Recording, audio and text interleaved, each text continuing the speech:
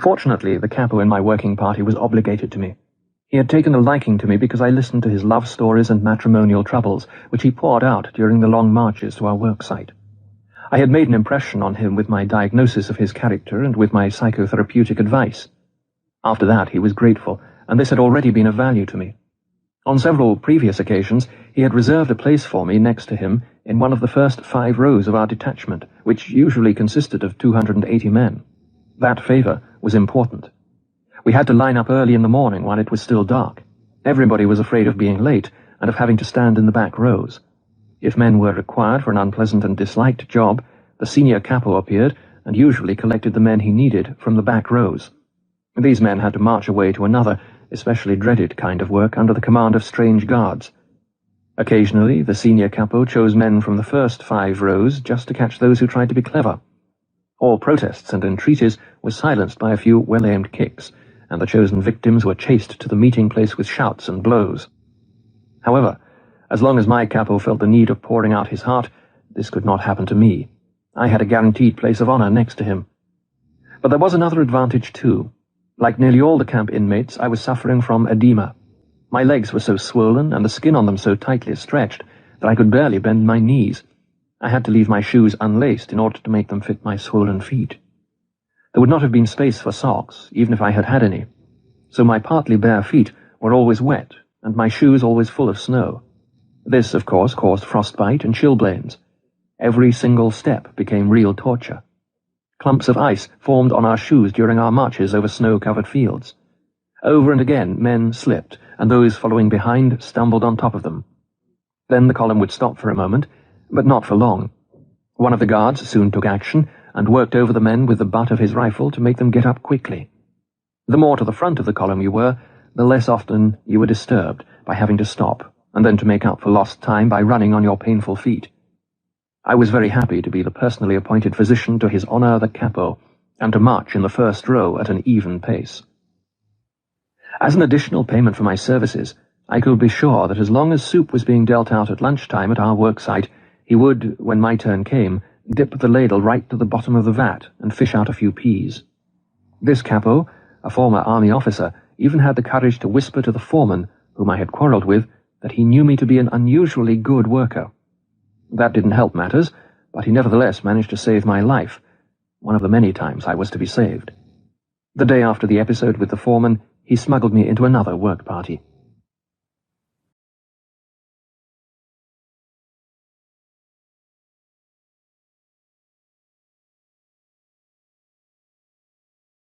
There were 4 men who felt sorry for us and who did their best to ease our situation, at least at the building site.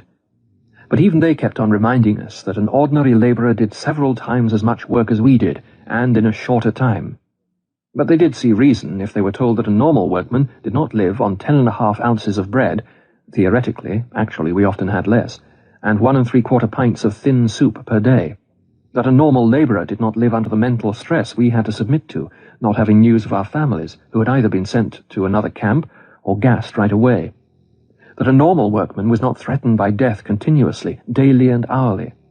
I even allowed myself to say once to a kindly foreman, "If you could learn from me how to do a brain operation in as short a time as I am learning this road work from you, I would have great respect for you." And he grinned. Apathy, the main symptom of the second phase, was a necessary mechanism of self-defense. Reality dimmed, and all efforts and all emotions were centered on one task, preserving one's own life and that of the other fellow. It was typical to hear the prisoners, while they were being herded back to camp from their work sites in the evening, sigh with relief and say, "Well, another day is over." It can be readily understood that such a state of strain, coupled with the constant necessity of concentrating on the task of staying alive, forced the prisoner's inner life down to a primitive level. Several of my colleagues in camp who were trained in psychoanalysis often spoke of a regression in the camp inmate, a retreat to a more primitive form of mental life. His wishes and desires became obvious in his dreams. What did the prisoner dream about most frequently? Of bread, cake, cigarettes, and nice warm baths. The lack of having these simple desires satisfied led him to seek wish fulfillment in dreams. Whether these dreams did any good is another matter. The dreamer had to wake from them to the reality of camp life, and to the terrible contrast between that and his dream illusions. I shall never forget how I was roused one night by the groans of a fellow prisoner who threw himself about in his sleep, obviously having a horrible nightmare. Since I had always been especially sorry for people who suffered from fearful dreams or deliria, I wanted to wake the poor man. Suddenly I drew back the hand which was ready to shake him, frightened at the thing I was about to do. At that moment I became intensely conscious of the fact that no dream, no matter how horrible, could be as bad as the reality of the camp which surrounded us, and to which I was about to recall him.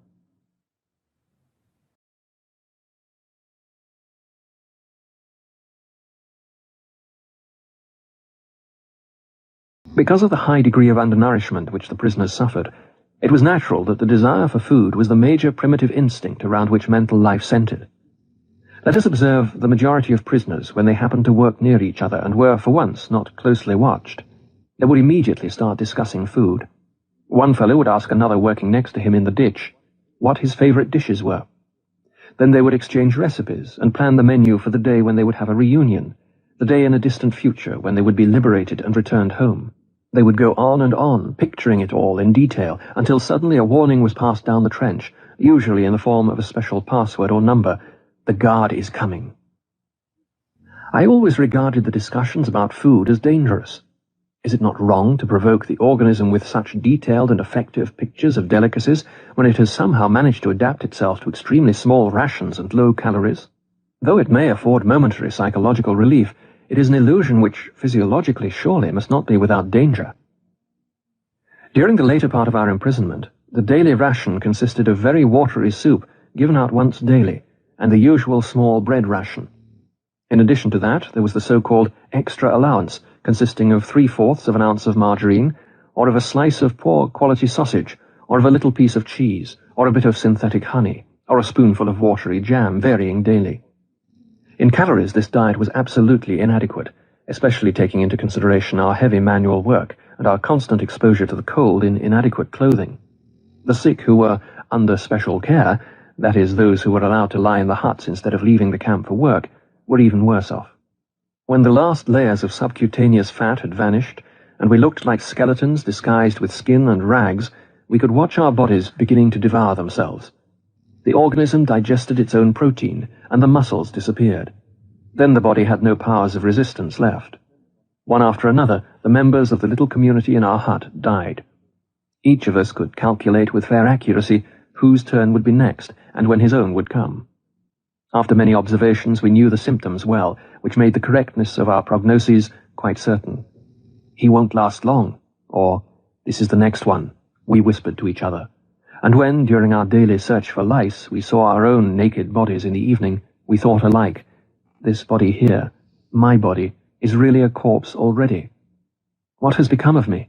I am but a small portion of a great mass of human flesh, of a mass behind barbed wire, crowded into a few earthen huts, a mass of which daily a certain portion begins to rot, because it has become lifeless."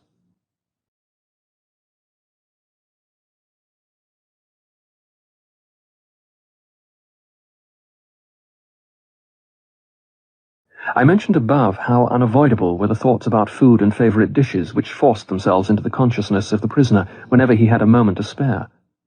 Perhaps it can be understood, then, that even the strongest of us was longing for the time when he would have fairly good food again, not for the sake of good food itself, but for the sake of knowing that the subhuman existence, which had made us unable to think of anything other than food, would at last cease.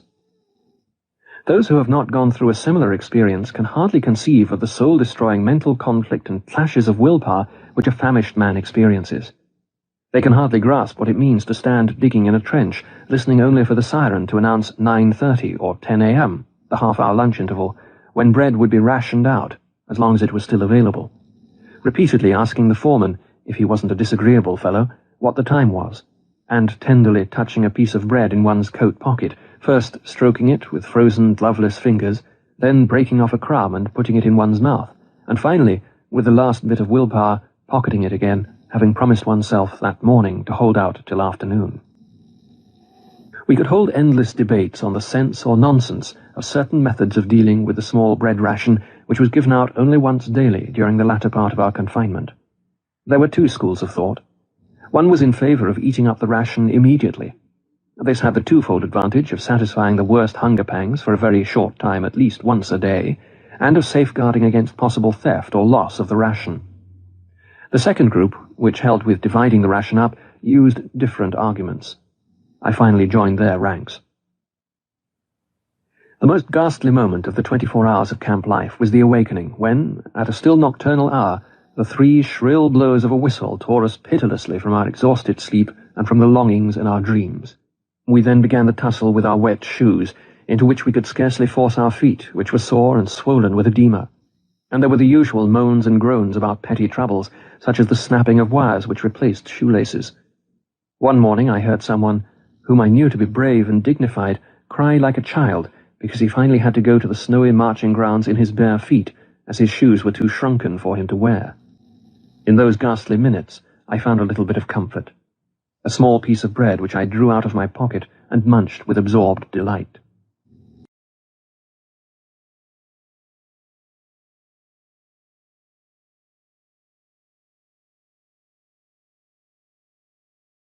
Undernourishment, besides being the cause of the general preoccupation with food, probably also explains the fact that the sexual urge was generally absent.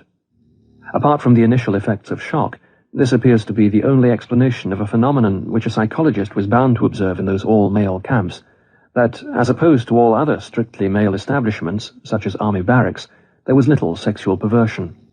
Even in his dreams the prisoner did not seem to concern himself with sex, although his frustrated emotions and his finer, higher feelings did find definite expression in them. With the majority of the prisoners, the primitive life and the effort of having to concentrate on just saving one's skin led to a total disregard of anything not serving that purpose, and explained the prisoners' complete lack of sentiment. This was brought home to me on my transfer from Auschwitz to a camp affiliated with Dachau. The train which carried us, about 2,000 prisoners, passed through Vienna. At about midnight we passed one of the Viennese railway stations. The track was going to lead us past the street where I was born, past the house where I had lived many years of my life, in fact, until I was taken prisoner. There were 50 of us in the prison car, which had 2 small, barred peepholes. There was only enough room for one group to squat on the floor, while the others, who had to stand up for hours, crowded round the peepholes. Standing on tiptoe and looking past the others' heads through the bars of the window, I caught an eerie glimpse of my native town. We all felt more dead than alive, since we thought that our transport was heading for the camp at Mauthausen, and that we had only 1 or 2 weeks to live. I had a distinct feeling that I saw the streets, the squares, and the houses of my childhood with the eyes of a dead man who had come back from another world and was looking down on a ghostly city. After hours of delay, the train left the station, and there was my street. My street. The young lads, who had a number of years of camp life behind them, and for whom such a journey was a great event, stared attentively through the peephole. I began to beg them, to entreat them to let me stand in front for 1 moment only. I tried to explain how much a look through that window meant to me just then. My request was refused with rudeness and cynicism. "You lived here all those years? Well, then, you have seen quite enough already,"